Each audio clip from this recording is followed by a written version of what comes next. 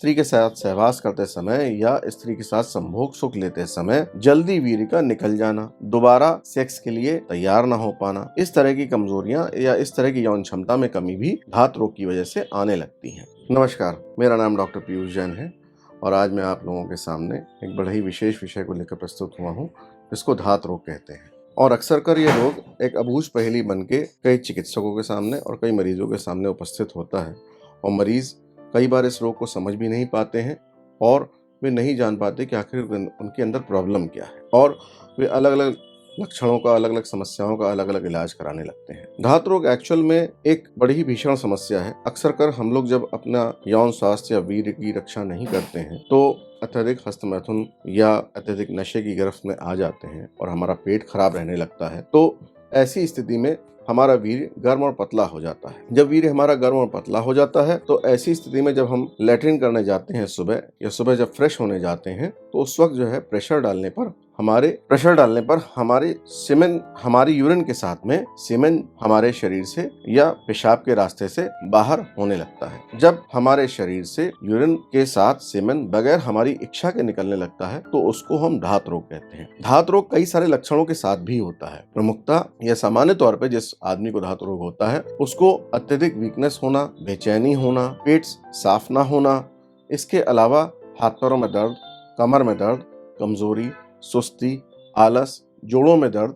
इस तरह की समस्याएं भी होती हैं। कई बार ऐसे मरीजों को लगातार नाइटफॉल यानी कि स्वप्न दोष की भी शिकायत होती है। साथ ही साथ पेशाब बार बार लगना, सर में दर्द हो जाना या पेट में गैस अत्यधिक का बन जाना, इस तरह की शिकायतें भी विशेष तौर पर धात रोग के साथ में पाई जाती है। धात रोग आने वाले समय में कई सारी समस्याओं को और भी जन्म देता है। जिस आदमी का धातु गिरता हो या वीर्य पेशाब के साथ में बगैर उसकी इच्छा के निकलने लगता है, ऐसी आदमी की सेक्सुअल पावर में यानी कि यौन क्षमता में कमी आने लगती है। जब यौन क्षमता में कमी आने लगती है तो ऐसी स्थिति में आदमी को सावधान हो जाना चाहिए और इस चीज का विशेष रूप से कारण पता करना चाहिए कि आखिर मेरे साथ में ऐसा क्यों हो रहा है। साथ ही साथ एक लक्षण और भी होता है जिसमें कि विशेष तौर पर प्रीमैच्योर इजैकुलेशन पेशेंट्स को होना, यानी कि स्त्री के साथ सहवास करते समय या स्त्री के साथ संभोग सुख लेते समय जल्दी वीर्य का निकल जाना, दोबारा सेक्स के लिए तैयार न हो पाना, इस तरह की कमजोरियां या इस तरह की यौन क्षमता में कमी भी धात रोग की वजह से आने लगती हैं। तो अगर आपको इस तरह के लक्षण हैं मित्रों, तो सबसे पहले आप लोगों के लिए यही सलाह है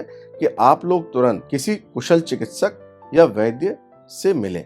अगर आपके आसपास कोई कुशल चिकित्सक या वैद्य नहीं है जो कि इस रोग की पहचान करके इस रोग की संपूर्ण चिकित्सा करना जानता हो तो आप तुरंत क्लिनिक पर संपर्क करें और आकर मिलकर अपनी पूरी जांच कराकर अपना पूरा दवा इलाज कायदे से कराएं, क्योंकि यह रोग आपको मानसिक तौर पे, शारीरिक तौर पे और आपकी यौन क्षमता को कई तरीके से नुकसान पहुंचाता है और इस नुकसान की रिकवरी तब तक नहीं हो पाती है जब तक यह रोग आपके शरीर से न चला जाए। मेरे पास कई पेशेंट्स आते हैं जो कि 8-8 साल, 10-10 साल इधर उधर इलाज करा के थक जाते हैं। कहते हैं डॉक्टर साहब मैं यहाँ गया, डॉक्टर साहब मैं वहाँ गया, डॉक्टर साहब मैंने ऐसा किया, डॉक्टर साहब मैंने वैसा किया, परंतु कोई भी चिकित्सक मुझे मेरी परेशानी को समझ नहीं पाया। किसी के पास जाता हूँ तो दर्द का इलाज कराता हूँ, किसी के पास जाता हूँ तो पेट का इलाज कराता हूँ, किसी के पास जाता हूँ तो नाइटफॉल का इलाज कराता हूँ, कोई भी मेरी परेशानी को समझ नहीं पा रहा है। तो ऐसे रोगियों की सारी परेशानी को संपूर्ण रूप से समझ के उनकी पूरी प्रॉपर डायग्नोसिस करके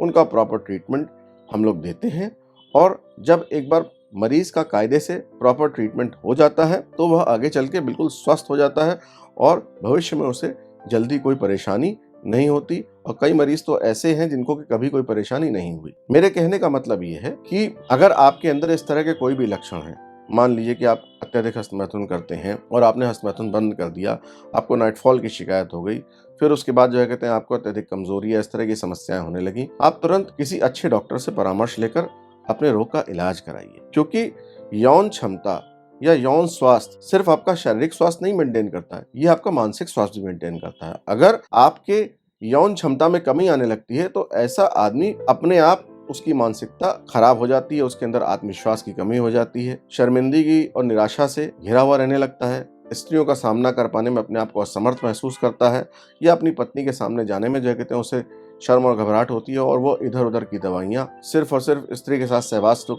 लेने के लिए कामोत्तेजक दवाइयों का उपयोग करने के चक्कर में पड़ जाता है। नहीं, ऐसा नहीं करना चाहिए। हमें अपने रोग को संपूर्ण रूप से समझ के उसकी चिकित्सा करनी चाहिए। अगर हमने अपने रोग को संपूर्ण रूप से समझ के उसकी चिकित्सा की तो हमारी चिकित्सा भी हो जाएगी, हम ठीक भी हो जाएंगे और आगे हमें जल्दी कोई परेशानी नहीं हो। आयुर्वेद में धातु रोग को प्रमेह कहते हैं और प्रमेह से ही आगे जाके मधुमेह की भी शिकायत होती है। और ये मान के चलिए कि अगर आपको धातु रोग है तो आप चाहे जितना अच्छे से अच्छा भोजन कर लें, आपका शरीर नहीं बनेगा, आपका वेट नहीं बढ़ेगा, आपकी शारीरिक क्षमता में, आपके यौन स्वास्थ्य में जल्दी कोई भी परिवर्तन नहीं आएगा। इसीलिए मैं आपसे ये कहता हूँ कि इस रोग को बहुत ही गंभीरता से लें और अगर आपके अंदर ये परेशानी है तो आप इसकी पहचान करके तुरंत किसी कुशल चिकित्सक या वैद्य से संपर्क करें। और अगर आपकी जानकारी में कोई भी ऐसा आदमी या आपकी जानकारी में ऐसा कोई भी डॉक्टर नहीं है जो कि इसकी चिकित्सा करता हो तो आप क्लिनिक पर संपर्क करें। आपके अंदर अगर इससे मिलते जुलते भी लक्षण हैं तो एक बार आकर क्लिनिक पर दिखाएं और दिखाकर जो है इस रोग की पहचान करें और इस रोग को चिकित्सा करके ठीक करा लें,